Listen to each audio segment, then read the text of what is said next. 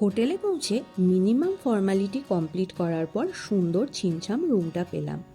যদিও আগে থেকে বুক করা ছিল, কিন্তু ডকুমেন্ট সাবমিশন, সিগনেচারের মতো ছোটোখাটো কাজগুলো বাকি ছিল। চলো রুমটা দেখাই। চা বা কফি খেতে খেতে আড্ডা মারার মতো বেশ ছিমছাম একটা সিটিং অ্যারেঞ্জমেন্ট ছিল রুমের মধ্যে।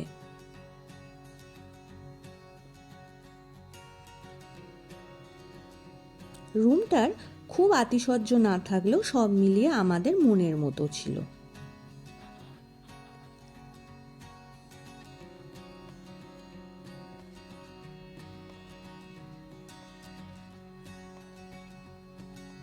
ফ্রেশ হয়ে লাঞ্চ করার জন্য ছুটলাম, কারণ ততক্ষণে তো পেটে ছুঁচোয় ডন দিচ্ছে।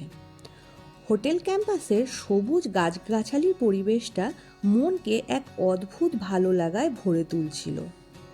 না, আর দেরি না করে আমরা পৌঁছলাম বানকাহি রেস্টুরেন্টে।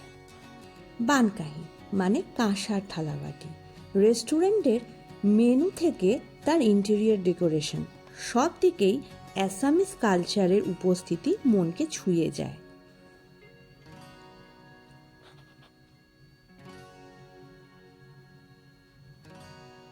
আমরা অ্যাসামিস ভেজ থালি অর্ডার করলাম।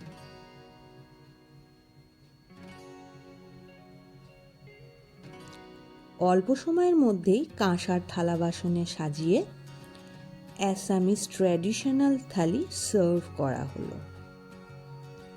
ব্যাস, পেট ভরে খেয়ে আমরা জিপ সাফারির জন্য রেডি।